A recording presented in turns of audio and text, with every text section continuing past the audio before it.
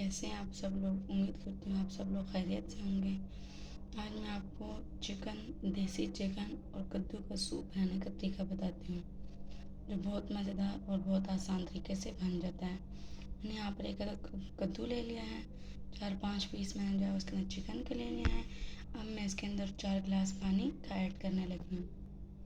यहाँ पर मैंने 4 गिलास पानी का ऐड कर दिया है। अब मैं इसके अंदर नमक और हल्दी डालूँगी।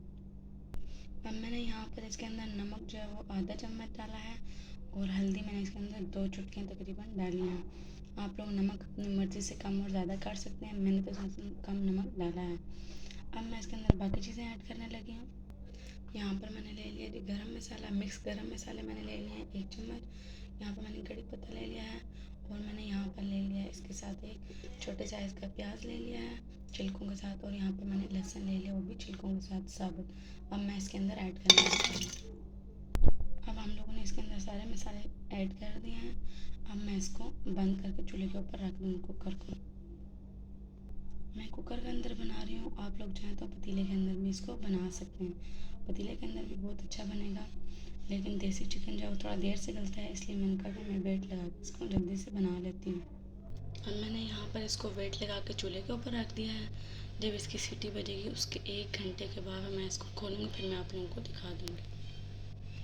यहाँ पर अब आप लोग देख सकते हैं हमारी यखनी बन के तैयार हो चुकी है। अब हम लोग इधर मसाला रखने वाले हैं।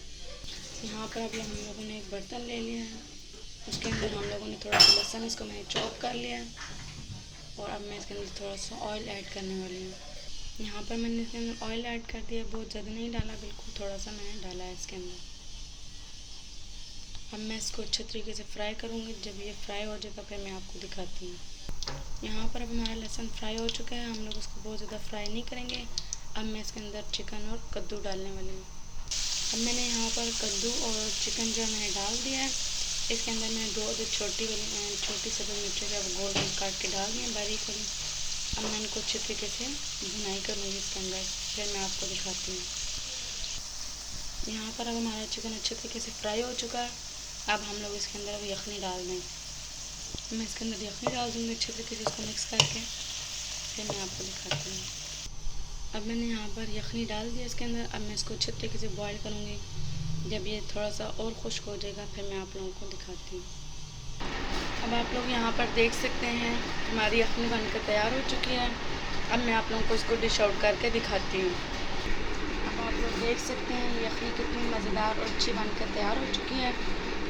पहले तो लोग सिर्फ ये यखनी जो है वो मरीज़ों के लिए बनाते थे, लेकिन अब आप लोग ऐसी यखनी अगर मरीज़ों के लिए बनाएंगे, उनके साथ जो खाएगा वो एक बार वो भी आपसे कहेगा बार बार बना के दें।